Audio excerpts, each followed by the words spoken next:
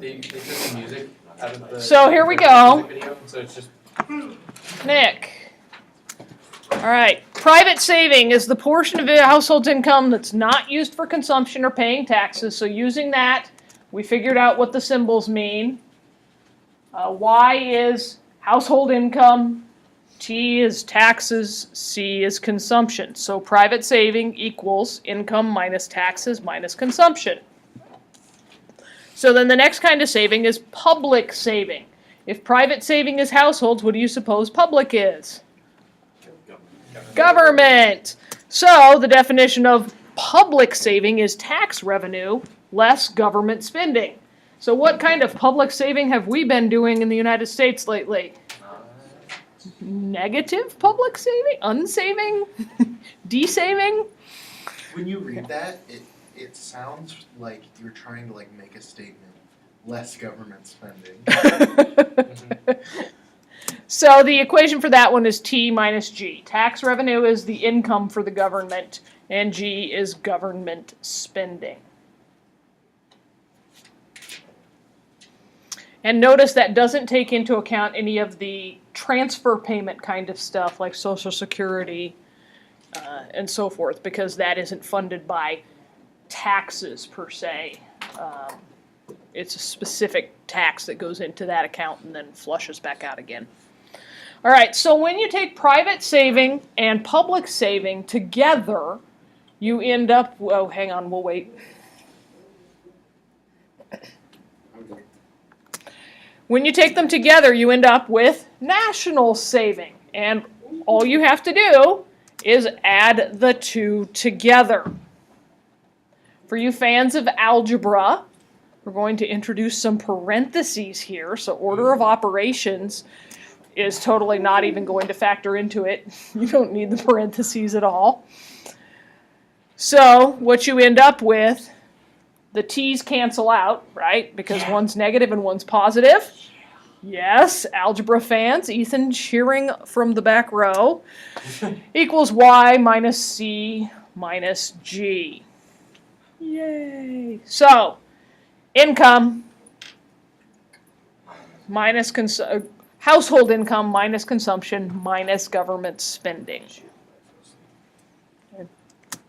So what national saving is, the straight definition of it, is that portion of national income, all income in the country, that's not used for consumption or for government's expenses.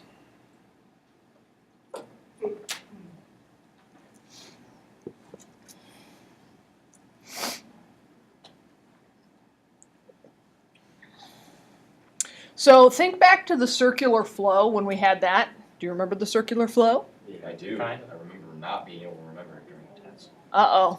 That must have been traumatic to not be able to remember it during the test. See? Repeating good. Okay. Saving in the circular flow is leakage. It's leaving the circular flow because it's not being spent on consumption, so it can't be returned in the form of wages, etc. Okay. So, national income accounting. What was national income accounting in our vocabulary? It's what you say to a horse. Nay. No, that's what the horse says to you, Nick. I'm a horse whisperer. Nay. What do you say to a horse? You say, giddy up. Get up, get up. GDP is national income accounting. Let's review what those stand for. GDP in this is Y equals C stands for consumption. I is investment. G is government spending, and net exports. Yay! All right. We are going to operate for the rest of this chapter on the assumption that we live in a closed economy, meaning there is not trade. We're taking trade out of the equation. Yes, almost every economy that's out there is an open economy, but this will be easier for you to grasp if we do it in closed economy first. Any opponents of easier to understand? I didn't think so. All right. So, Solve for I. Oh, algebra. This isn't even actually algebra, isn't it? This is just math. Technically, it is algebra. Because you're moving across the equals. All right, so algebra, here we come. Oh, equals. It's just Oh, I might minus do- might G. cheat. Oh, that was so hard. Very good. Oh, wait, it's the same thing. Or if you put both parts of the national saving in there, it comes to look like that, right? It's worth. So in a closed economy where we do not have trade outside the economy, savings equals investment. We operate on the assumption that every penny you put in a bank account, the bank turns around and loans out. If you do something else with your money, like invest it in the stock market or the bond market, you're directly giving it to that borrower or the corporation to use. Okay?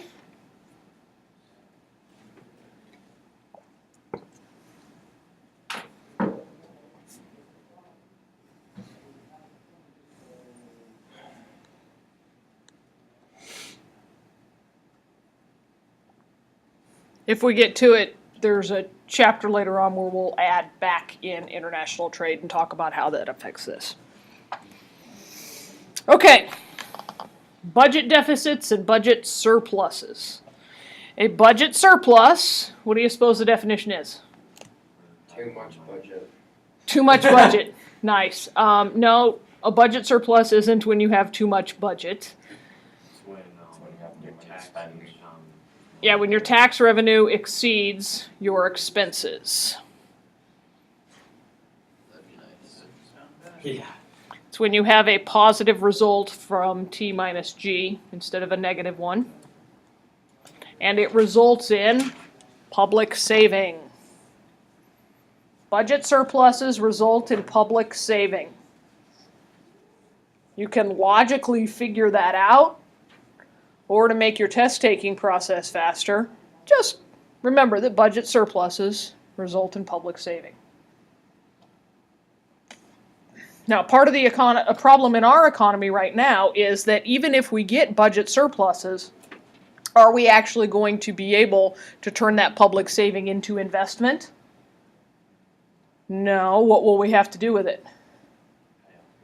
Pay off the debt, which in a sense is a form of investment because we're at least reducing that interest burden on the economy and giving people more hope. But yeah, until there is no debt, it can't actually turn public saving into investment. It's only 16 trillion now. Yeah, it's only 16.18 trillion instead of 16.181 trillion. Okay, budget deficit is the other side of it. This is when, as Grant would say, we don't have enough budget. Right? We are short of budgets today. Too small budget. Yes. A budget deficit is when You aren't not enough. Government spending exceeds tax revenue. your government spending exceeds your tax revenue. Ooh, they introduced the word shortfall. Yes, the authors of this book like to be very positive about that. It's not that the government spending exceeds tax revenue, it's that revenue isn't enough. There's a shortfall in revenue. The government hasn't spent too much, taxpayers have paid too little. So that equation looks like G minus T and results in Debt. negative public saving, or what some folks would call debt. Yes, Ethan. It's funny because a shortfall is a long fall. All right, it's about to be practice time. I know, you guys love this. Lots of zeros in these examples because we're dealing with government numbers and national economic numbers. Simplify, yeah. All right, Just using the equations that you have, oh god. GDP equals 10 trillion. Consumption is 6.5 trillion. Government spends 2 trillion. And the budget deficit is 300 billion. How would we convert 300 billion into trillions? It would be a 0.3 to make it easy so you don't have to use all those nasty, nasty zeros. So now, can you guess what you have to do? Find public saving, taxes, private saving, national saving, and investment. And go.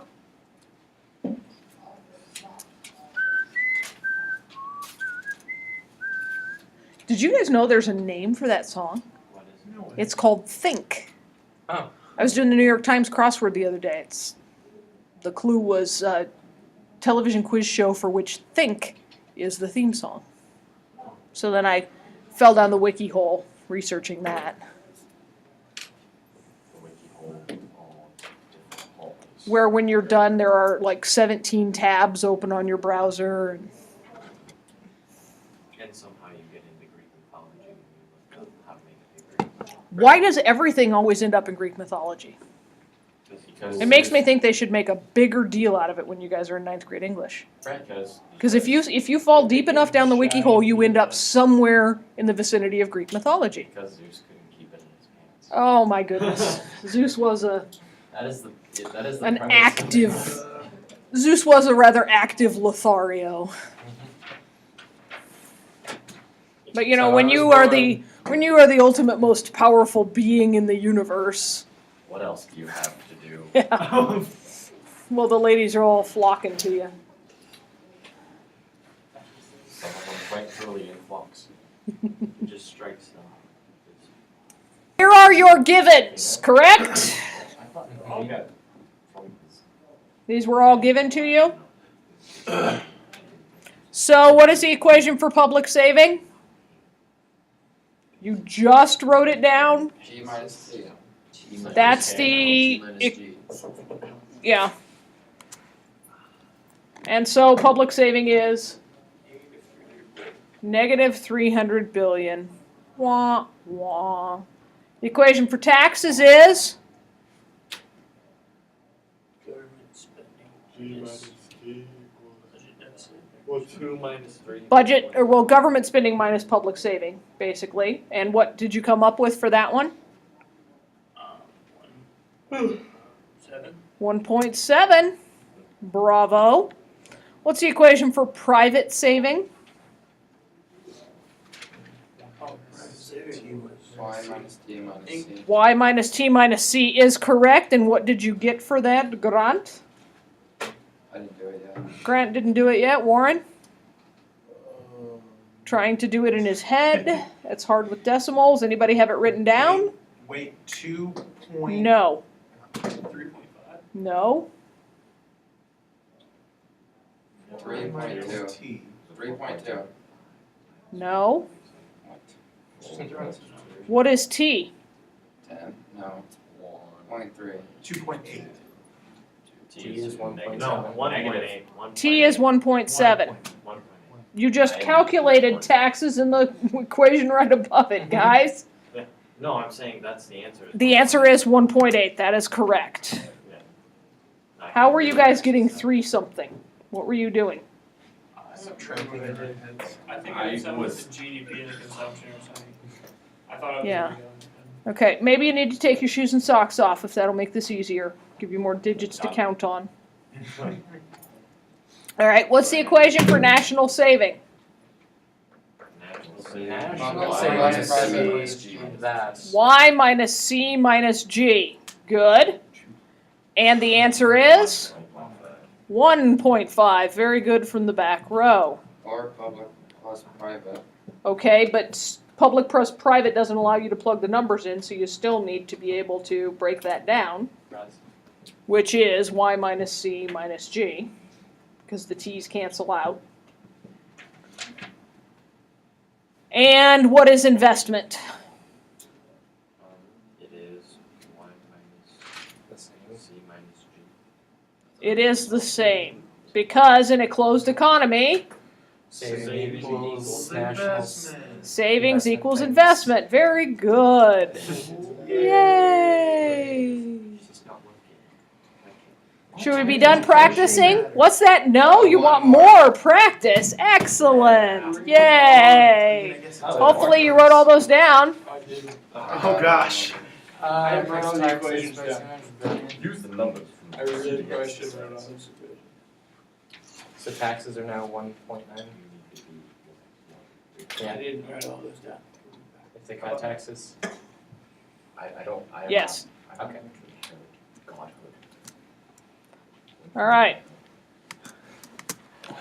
So in these two scenarios, you have to say what happens to public saving, private saving, national saving, and investment. So 4 answers for each of the 2 numbers.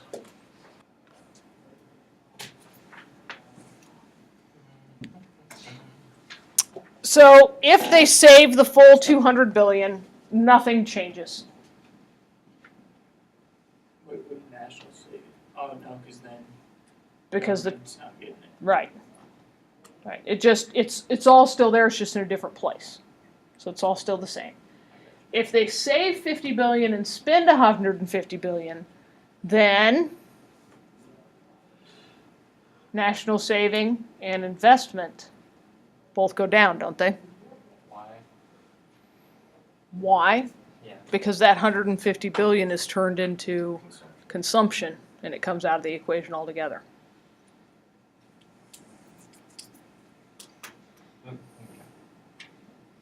I mean, it's solely a math problem. So, now, bigger question than can you do math? Which one of those 2 is more likely to happen? 2. Why? People like stuff. I need a new TV. People like stuff and what? I need a new TV. And Nick needs a new TV, okay? It's probably giving me cancer. And most people Cancer. don't think about the future as much. People live in the now, not the future. Yes, that's true. Why is it important that we be able to recognize that scenario 1 is pretty much never going to happen? So the government won't rely on that happening. Yeah, so when the government chooses to cut taxes, they have to have realistic expectations. They can't expect to cut taxes and not have national saving and investment be affected. Right? Okay. So in the scenarios we were talking about yesterday, how do you deal with the problem that we've got with the Great Recession? Well, this is one of the options, but you have to realistically evaluate what you expect to be the result of the government action. Anybody else smelling bread? I am smelling bread as well. It was chocolate chip cookies, second hour today they were cooking. Okay. So, what does this mean? What actually happens with these numbers? Now that we know the equations and how to manipulate the numbers, so what? What do we do with that information? Well, private saving is what people have left over at the end of the day. Okay?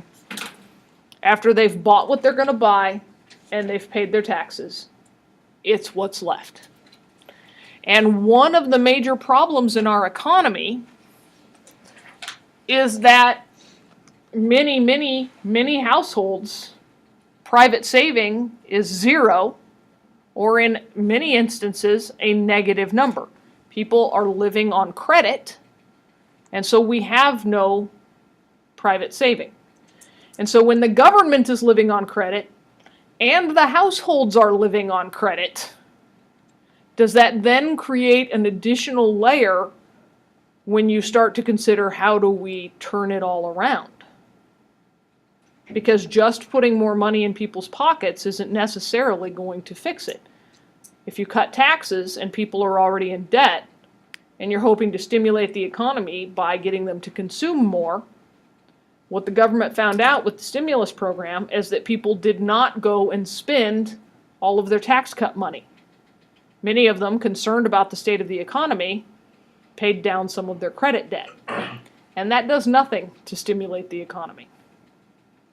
So you have to look at all of the factors involved. So here's what households can do if they do have a positive number on their private savings. They can buy corporate bonds and stocks. They can buy a certificate of deposit, otherwise known as a CD. Life is going to be much easier when I have generations of students who don't even know what an actual shiny CD is, right? They can buy. But what if they like combine the two at some point in history? Oh my gosh, you get all of your certificates of deposit on a shiny red. Yeah, wow. Okay, they can buy shares of a mutual fund, and we discussed that pretty well yesterday. Or they can just let the money sit in their bank account. I think they're missing a bullet point here. They could also stuff it in their mattress or in shoe boxes in the attic. A great plan, either one of those in case of fire. They could bury the money in mason jars in the backyard. Put it in the freezer. Put it in the freezer, yes, in between the frozen fish fillets. Cold hard cash. That's so dip it in water and then put it in the freezer. Mhm. Cold hard cash. Funny. Okay. All right. So investment is when we buy new capital. The economic definition of investment is when we buy new capital, not the finance definition of investment. So some examples of investment would be GM builds a new factory. Tony, to run his lawn mowing business, invests $5,000 in computer equipment. He's got to do, yes, he bought 2 iMacs to do his invoicing and stuff, yes. I buy a new still for my moonshine business. Jackson would buy a new still for his moonshine business. Okay, yeah. Okay then. Or your parents spend a few $100,000 to buy a new, or to build a new house. I cannot emphasize this enough. In economics, investment is not buying stocks or bonds. And if, from this point forward, you even hint that that's about to be your answer when discussing investment, you will get the full hoking that I can muster. You will be fully hoked. With massive looks of incredulity, head shaking, face palming, all of that. No slapping. No slapping. No. Hoking is more about inducing mental shame. Have you ever been hoked? You should get a Couple dust. times. Training your A dog little bit. All right, with psychological So- methods. new topic, but not a 180 switch. Market for loanable funds. What do you suppose saving that we've been talking about has to do with the market for loanable funds? Whatever you put in the bank, people. Right. When you are saving, it has to equal investment, but you're saving, so it can't. If you're saving it, then you aren't buying the new capital equipment. So somehow your money that you have privately and publicly saved has to turn into investment, and that happens in the market for loanable funds. Dun dun dun. All right. So we turn the financial system into supply and demand. Yeah. And supply and demand are the basis of economics, which is why we spent like a month and a half on supply and demand. Okay. Oh, I understand. Okay. So by doing We this, sure got enough. we understand how the financial system puts saving together with investment. which So we one? always want our market for loanable funds to be at equilibrium. We'll get there, Nick. We get to understand how government policies and other factors affect savings, investment, and another factor in the market for loanable funds, the interest rate. That's right, it's never simple. It's never simple. Never.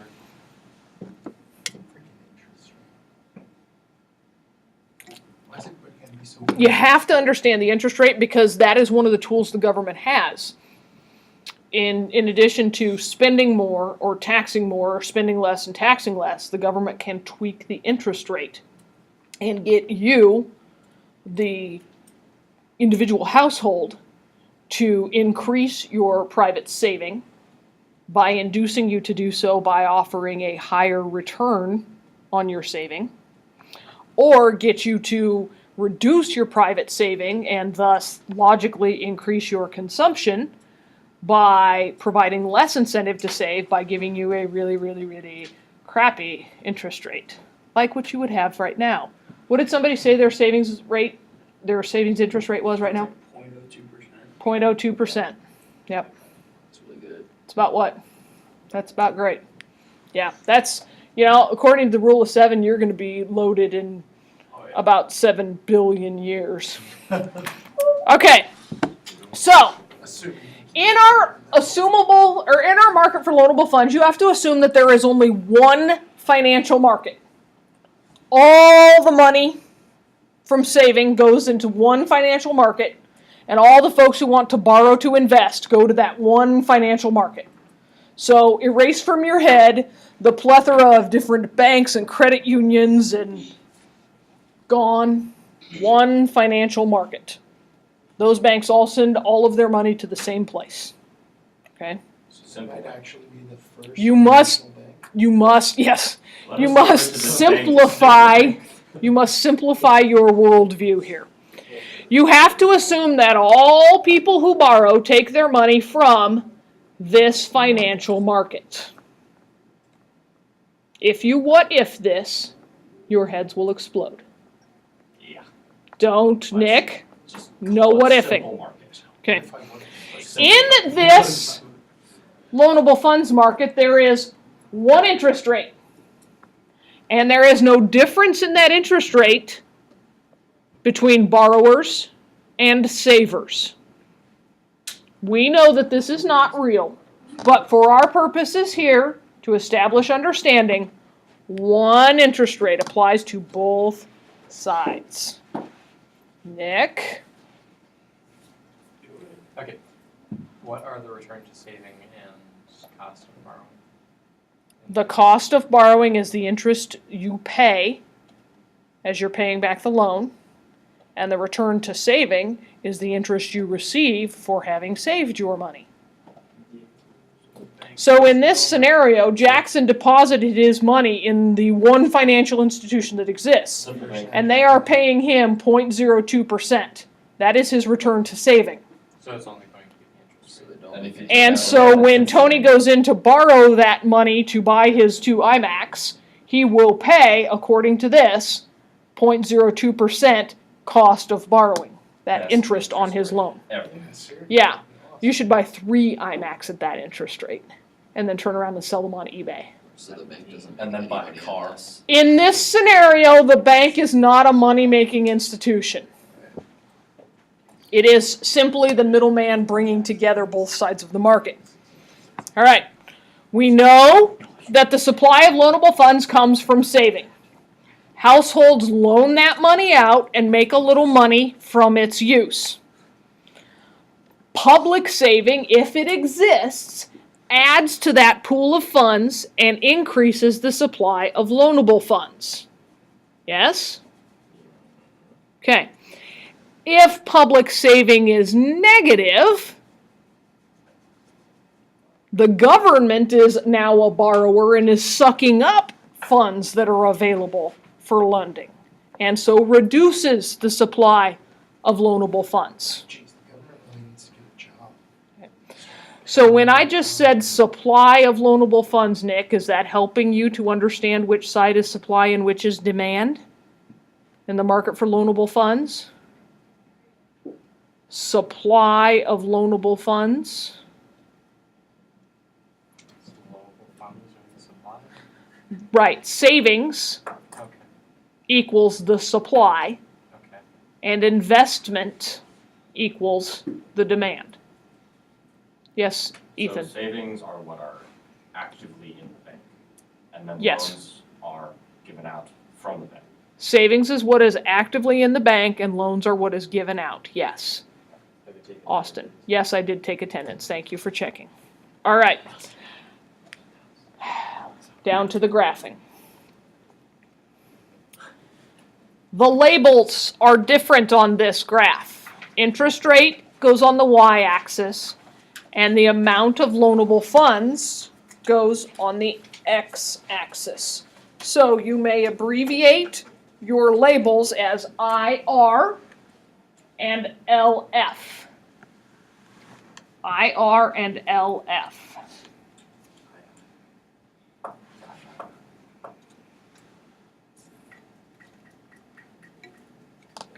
If throwing more random letters into this bothers you, by all means write them out. If you think you'll be unable to recall what they mean, write them out.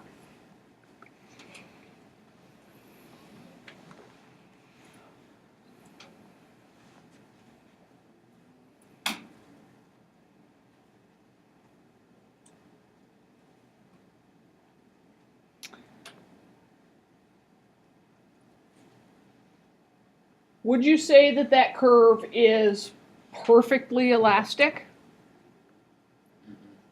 Why not? It's not horizontal. Good. Would you say it's perfectly inelastic? Why not? It's not perfectly vertical, okay? Would you say it's relatively inelastic? It's more vertical than horizontal, isn't it? Why do you suppose the supply of loanable funds is relatively inelastic? People can only save so much. Living costs a certain amount of money.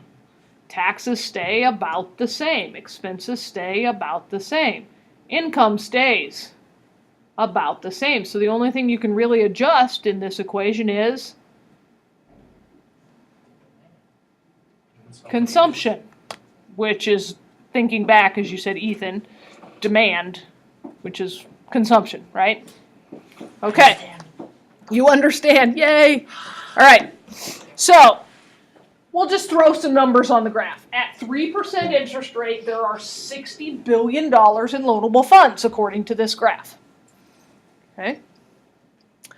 So if we increase the interest rate, savings is going to become more attractive, isn't it? You can make more money by spending less. What? It's like the opposite of when your mom comes home and goes, but it was on sale, so I actually saved. Yeah. You spent how much to save what? Okay. Economically, that reasoning totally doesn't work. Yes, Ethan?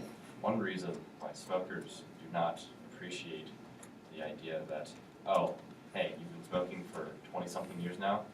If you had saved all that money, you would have a Porsche. They can just say, where's your Porsche?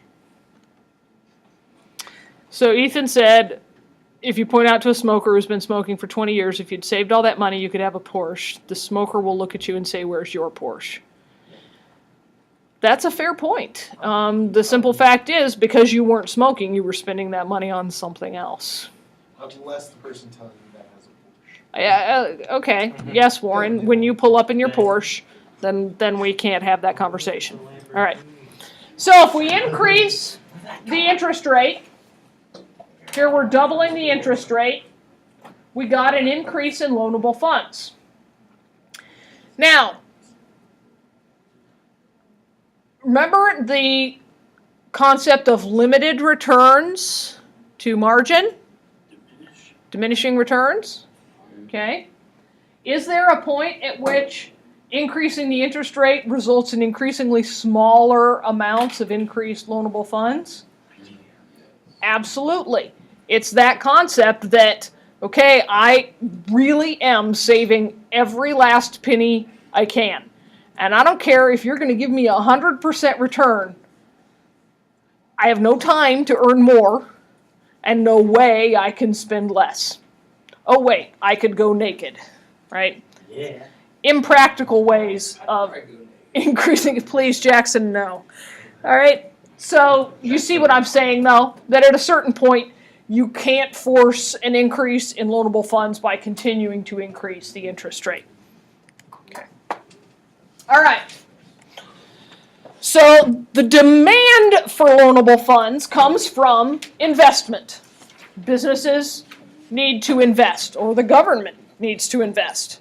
So they borrow the funds they need to pay for the new stuff they need for their businesses, the capital stock. So supply in the loanable funds market is savings, demand is investment. Households can also invest. What is the investment that households can make? Houses. A new house. Good, Austin. So mortgages on new construction come out of the market for loanable funds. I abbreviate new equipment factories as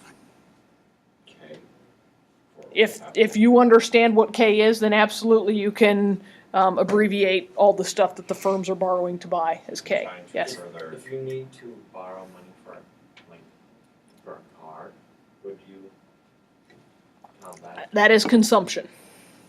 Because it is a depreciation. Right. Buying a car is consumption. Okay, so looking at our demand curve. Oh my gosh, the labels seem to be the same. Why? Because you put them together. Because we're going to put them together, yes. All right, here's our demand curve. Wow, this appears to be more elastic than the loanable funds supply curve was. Why? Because as interest rate goes down, more people are gonna wanna get money because they don't have to pay back as much. Right, because as the interest rate goes down, the amount you want to borrow will go up because it's less expensive money, right? The other thing is, do you have to invest? No, you don't have to invest.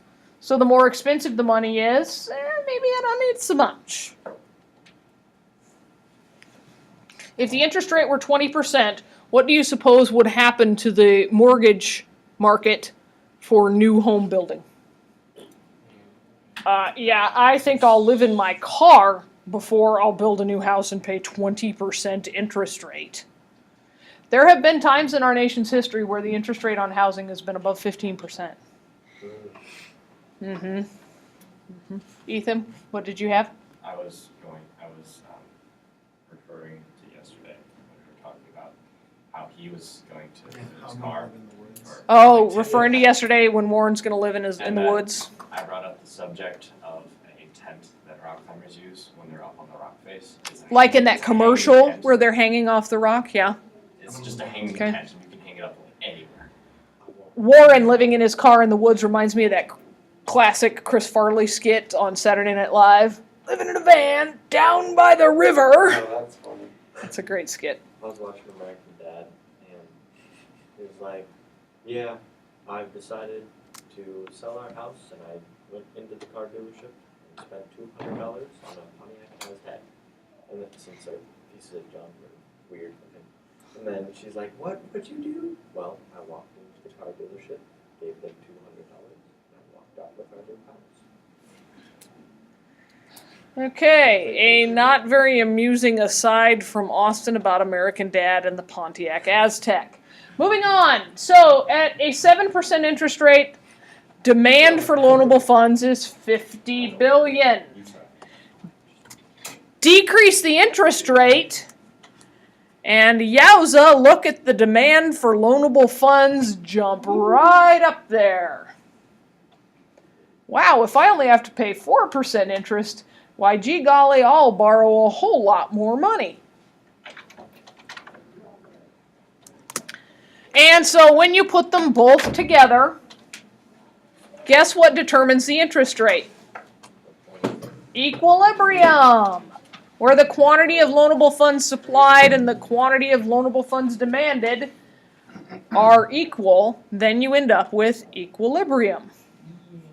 Are you able to take a picture of that and then just drop it into your notes, Tony? Mm-hmm. Oh, that is awesome. That's awesome. Okay. So, Keep doing it. if you end up with a scenario where there's a lot more folks who want to borrow than there are funds available in the loanable funds market, what happens? the interest rate is going to rise because the market wants to be at that equilibrium. All right, good job today. Nick, have fun at Infotech tomorrow. I will do that. I hope it sucks. Dude, I'm gonna get